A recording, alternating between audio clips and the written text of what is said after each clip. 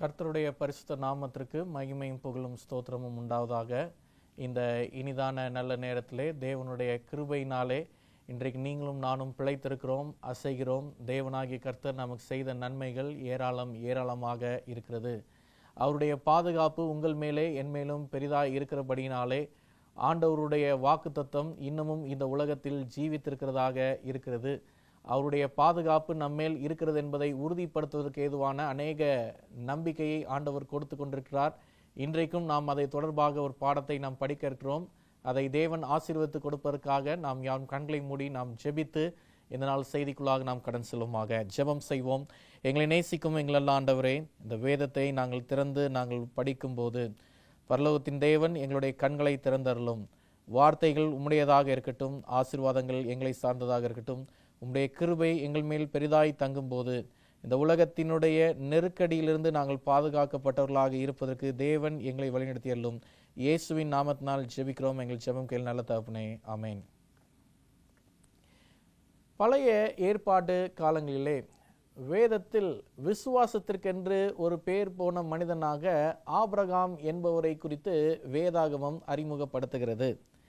இந்த ஆபிரகாமை குறித்து நாம் பார்க்கும்போது கிறிஸ்தவர்கள் மாத்திரம்தான் இந்த ஆபிரகாமை குறித்து பெரிதாய் பார்க்கிறார்களா என்று சொல்லி நாம் பார்க்கும்போது கிறிஸ்தவர்கள், இஸ்லாமியர்கள் மற்றும் யூதர்களும் இந்த ஆபிரகாமினுடைய வாழ்க்கையை பெரிதாய் பார்க்கிறவர்களாக இருக்கிறார்கள். எனவே இந்த ஆபிரகாமை இந்த மூன்று மார்க்கத்தில் இருப்பவர்கள் மாத்திரம் பெரிதாய் பார்ப்பதை காட்டிலும் அப்போஸ்தலனாகிய பவுலும் இந்த ஆபிரகாமினுடைய வாழ்க்கையை பெரிதாய் பார்க்கிறார். ரோமரின் நிருபம் 4ஆம் அதிகாரத்திலே நாம் வாசிக்கின்றோம். எனவே சுவாரஸ்யமாக சொல்லப்படும் இந்த ஆபிரகாம் என்ற இந்த தேவ மனுஷனுடைய சாட்சி, இவருடைய வாழ்க்கையில் அவர் பெற்றிருந்த விசுவாசம், அந்த விசுவாசத்தின் பலனாக தேவன் மேல் அவர் வைத்திருந்த நம்பிக்கையினாலே அவர்கள் பெற்றுக்கொண்ட நன்மைகள், ஆசீர்வாதங்கள், அவர் பெற்றுக்கொண்ட பாதுகாப்புகள், வழிநடத்துதல்கள் என்று சொல்லி பல விதமான நல் யோசனைகளை நாம் அடுக்கிக் கொண்டே போகலாம்.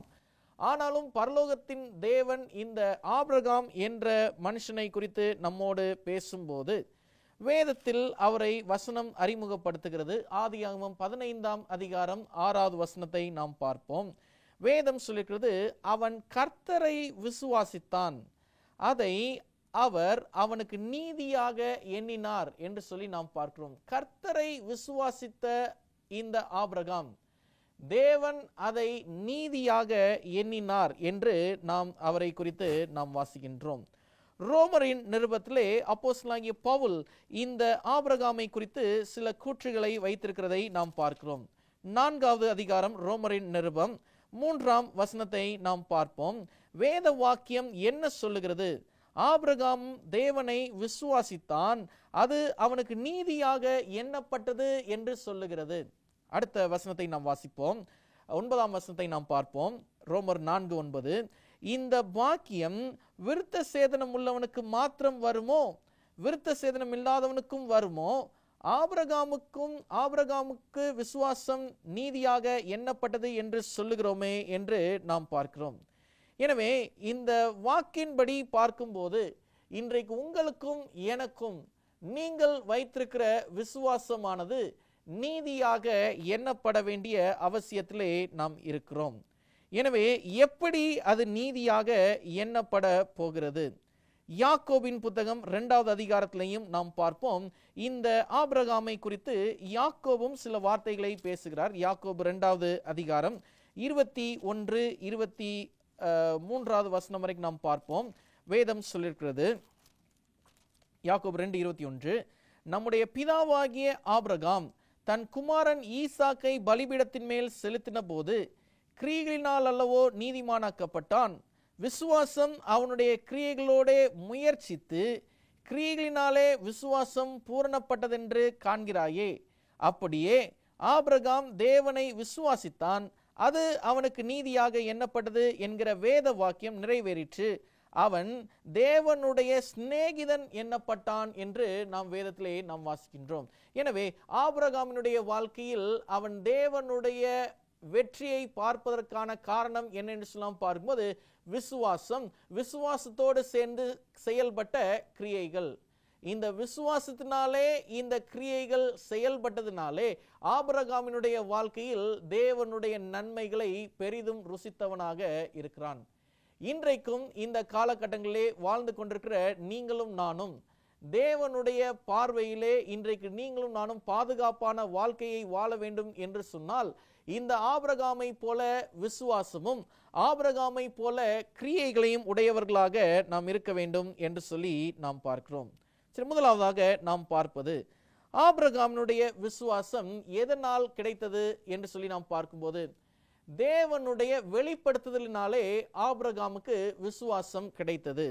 சரி, தேவன் தன்னை எங்கெல்லாம் வெளிப்படுத்தினார் என்று சொல்லி நாம் பார்க்கும்போது ஆதியாகமம் 15ஆம் அதிகாரம் 7வது வசனத்தை நாம் வேதத்திலிருந்து நாம் பார்ப்போம். வேதம் சொல்லியிருக்கிறது, பின்னும் அவர் அவனை நோக்கி, இந்த தேசத்தை உனக்கு சுதந்திரமாக கொடுக்கும் பொருட்டு உன்னை ஊர் என்கிற கல்தையருடைய பட்டணத்திலிருந்து அழைத்து வந்த கர்த்தர் நானே என்று நாம் பரிசுத்த வேதத்திலே வாசிக்கிறோம். தேவன் தன்னை ஆபிரகாமுக்கு நேரடியாக வெளிப்படுத்துகிறார். எனவே தேவன் தன்னை ஆபிரகாமுக்கு நேரடியாக வெளிப்படுத்தும் போது அதை அவன் ஏற்றுக்கொள்ளக்கூடிய பக்குவத்தை உடையவனாக இருக்கிறான். இன்றைக்கு உங்களுடைய வாழ்க்கையிலும் என்னுடைய வாழ்க்கையிலும் தேவன் தன்னை நேரடியாக வெளிப்படுத்தும் போது அதை ஏற்றுக்கொள்வதற்கான மனப்பக்குவத்தை நாம் உடையவர்களாக நாம் இருக்கிறோமா? எனவே இந்த ஆபிரகாமினுடைய வாழ்க்கையிலே நாம் பார்ப்பது என்ன என்று சொல்ல பார்க்கும்போது தேவன் தன்னை வெளிப்படுத்தக்கூடிய அந்த நேரத்திலே தேவனை ஏற்றுக்கொள்ளக்கூடிய மனப்பக்குவத்தை உடையவனாக இருந்தான்.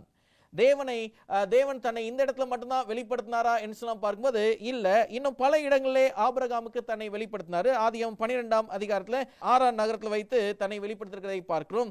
அடுத்து 12ஆம் அதிகாரத்தில் சீகேம் நகரத்தில் வைத்து தன்னை வெளிப்படுத்திருக்கிறதை பார்க்கிறோம். அதுக்கப்புறம் லோத்து சோதோம் கொமோராவுக்கு போன பிற்பாடு அங்கே வைத்து தன்னை வெளிப்படுத்தினதை பார்க்கிறோம். இப்படி ஆண்டவராய் இருக்கிற இயேசு கிறிஸ்து தன்னை பல முறை ஆபிரகாமுக்கு அவர் வெளிப்படுத்தினவராக இருக்கிறார்.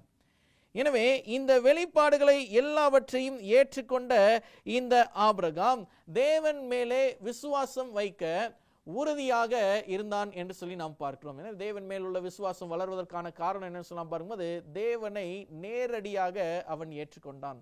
இன்னைக்கு உங்களுடைய வாழ்க்கையிலும் என்னுடைய வாழ்க்கையிலும் விசுவாசம் பலம் வாய்ந்ததாக இருக்க வேண்டும் என்று சொன்னால் தேவன் தன்னை வெளிப்படுத்தும் போது நீங்களும் நானும் அவரை முழு மனதோடு ஏற்றுக்கொள்கிறவர்களாக இருக்க வேண்டும். அந்த ஏற்றுக்கொள்ளுதலே உங்களுடைய விசுவாசத்திற்கு கிடைக்கும் பலனாக இருக்கிறது. அந்த ஏற்றுக்கொள்ளுதலே இந்த உலகத்திலே உங்களை பாதுகாக்கும் ஒரு கருவியாக இருக்கிறது.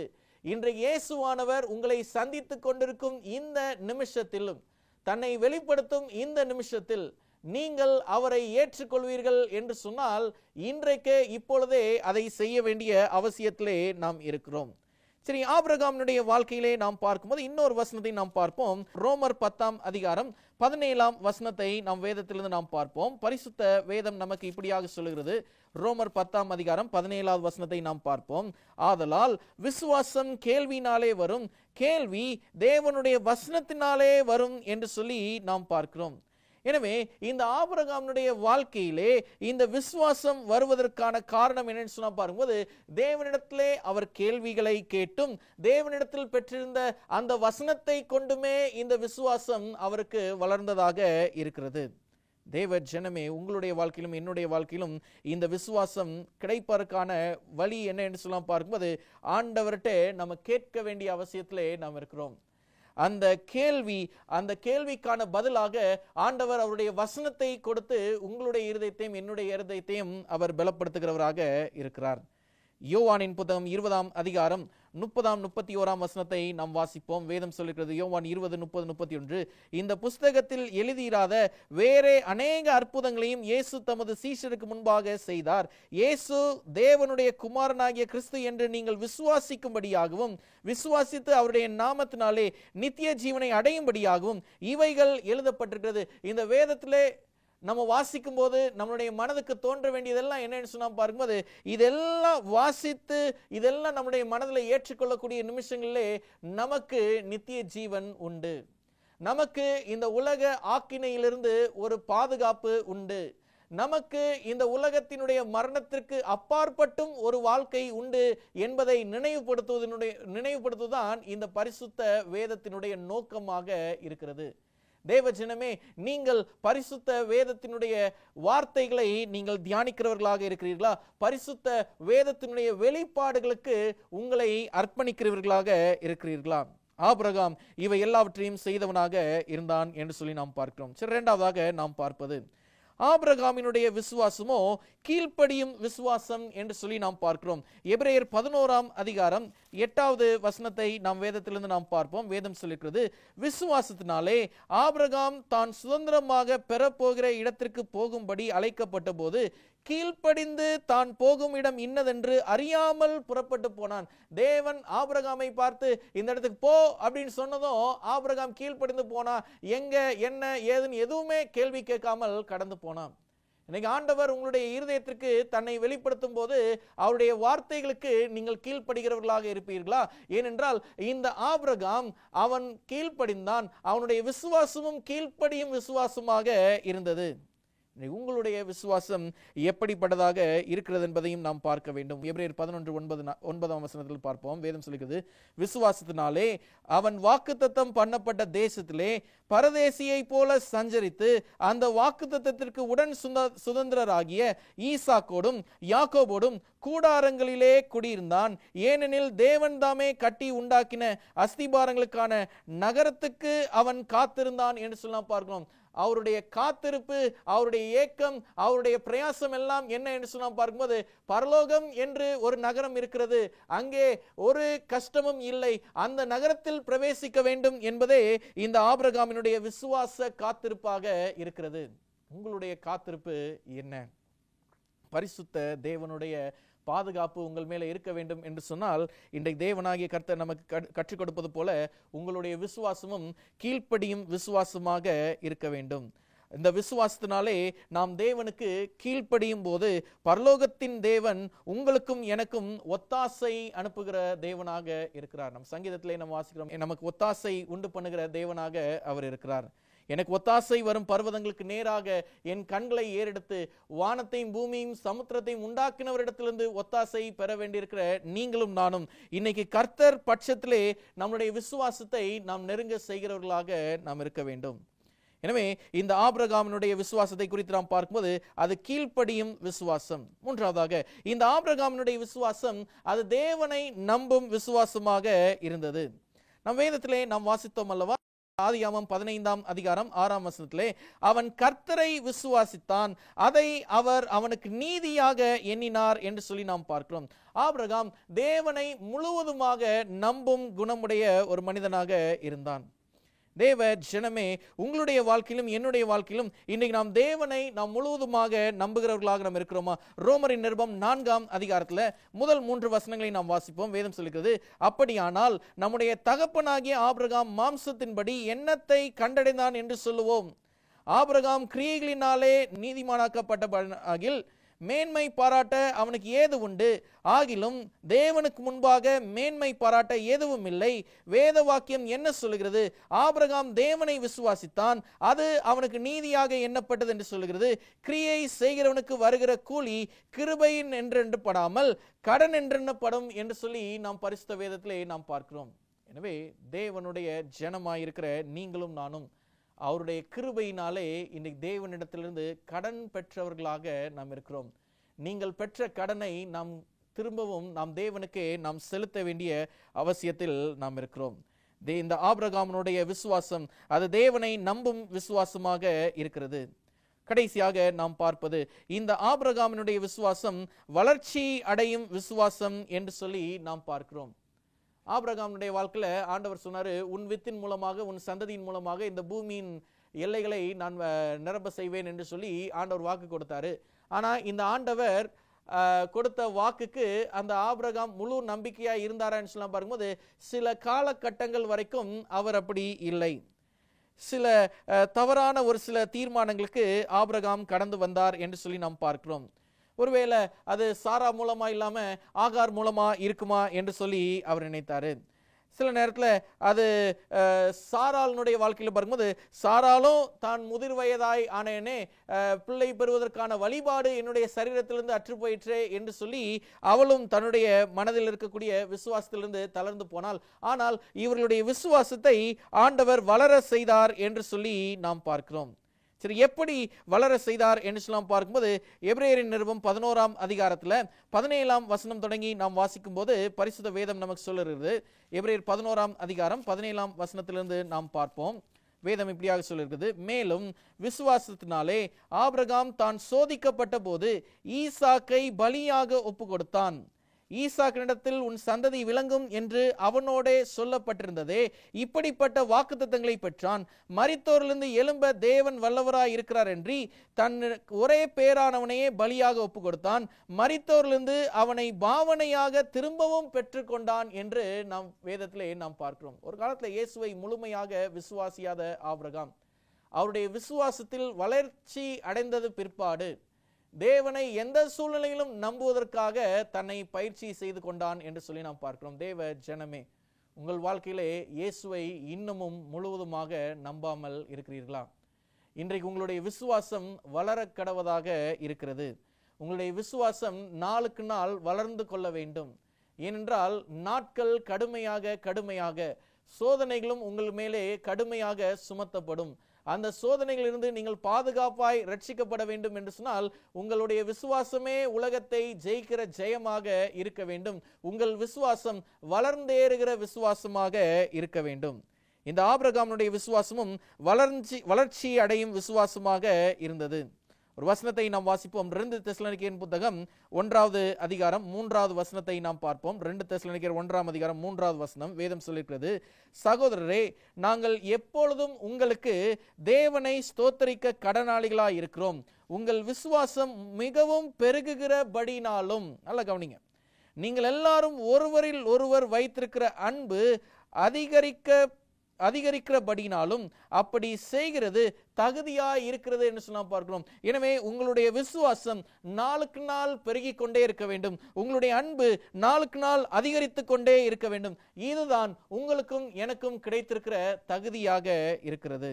தேவ ஜனமே, உங்களுடைய வாழ்க்கையிலும் என்னுடைய வாழ்க்கையிலும் தேவன் செய்திருக்கிற நன்மைகளோ ஏராளம் உண்டு. ஒருவேளை அந்த விசுவாசத்துல குறைச்சலாக நாம் இருந்தோம் என்று சொன்னால் நம்முடைய நிலைமை என்ன?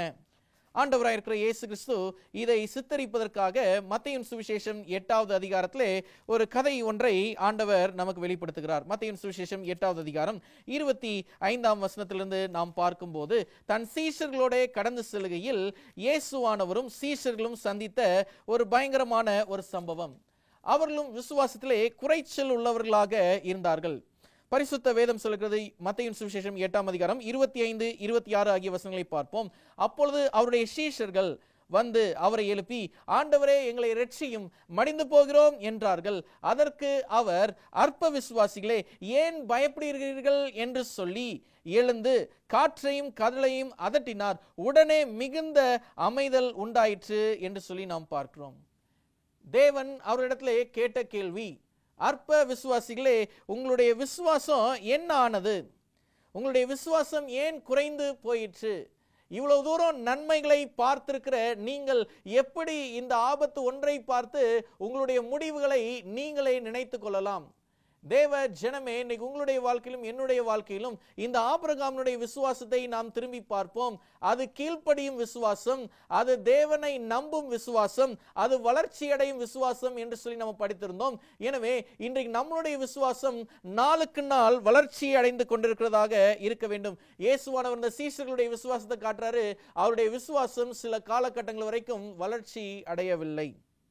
எனவே அவருடைய விசுவாசம் எப்ப வளர்ச்சி அடைய ஆரம்பித்தது என்று சொல்லி நாம் பார்க்கும்போது, இந்த உலகத்தில் இயேசுவானவர் மரித்து பரலோகத்திற்கு எடுத்து செல்லப்பட்ட பிற்பாடு பேதுரு அவரை போல ஒரு வல்லமையுள்ள ஒரு பிரசங்கியாரை ஒருவரும் அந்த நாளின் சரித்திரம் பார்த்ததில்லை. எனவே அவருடைய விசுவாசம் அன்னைக்குதான் அது வளர்ந்து ஏறுகிறதாக இருந்தது. தேவ ஜனமே, இன்னைக்கு நீங்களும் நானும் இந்த செய்தியை கேட்டுக்கொண்டிருப்போம் என்று சொன்னால் உங்களுடைய விசுவாசமும் என்னுடைய விசுவாசமும் இன்னைக்கு வளர்ச்சி அடைய வேண்டிய சூழ்நிலையில் நமக்கு இருக்கிறது. ரோமரின் நிருபம் 4ஆம் அதிகாரம் 12ஆம் வசனத்தை நாம் வாசிப்போம். வேதம் சொல்லுகிற ரோமர் 4ஆம் அதிகாரம் 12ஆம் வசனத்தை நாம் பார்ப்போம். அப்போஸ்தலனாகிய பவுலினுடைய கருத்து நமக்கு இங்கே பதிவு செய்யப்பட்டிருக்கிறது. விருத்த சேதனத்தை பெற்றவர்களாய் மாத்திரமல்ல, நம்முடைய தகப்பனாகிய ஆபிரகாம் விருத்த சேதனம் இல்லாத காலத்தில் அடைந்த விசுவாசமாகிய அடிச்சுவடுகளில் நடக்கிறவர்களுமாய் இருக்கிறவர்களுக்கு தகப்பனாய் இருக்கும்படிக்கு அந்த அடையாளத்தை பெற்றான் என்று சொல்லி நாம் பார்க்கிறோம். எனவே நம்ம எல்லாருக்குமே தகப்பனான ஆபிரகாம், வேதம் சொல்லிருக்கிறது, நம்முடைய தகப்பனாகிய ஆபிரகாம் விருத்த சேதனம் இல்லாத காலத்தில் அடைந்த விசுவாசமாகிய அடிச்சுவடுகளில் நடக்கிறவர்களுமாயும் இருக்கிறவர்களுக்கும் தகப்பன். இன்றைக்கு உங்களுக்கும் எனக்கும் அவர் தகப்பன். இந்த காலகட்டங்களில் விருத்த சேதனம் என்பது கிடையாது. ஆனா இன்னைக்கு அவர் உங்களுக்கும் எனக்கும் தகப்பனாக இருக்கிறார். அந்த தகப்பன் நடந்த வழியில் இன்றைக்கு நாமும் நடப்போம் என்று சொன்னால், வேதம் சொல்லிருக்கிறது, நமக்கு நீதியினால் வரும் சமாதானம் உண்டு. பரலோகத்தின் தேவன் நமக்கு ஒத்தாசை பண்ணுகிறவராக இருக்கிறார்.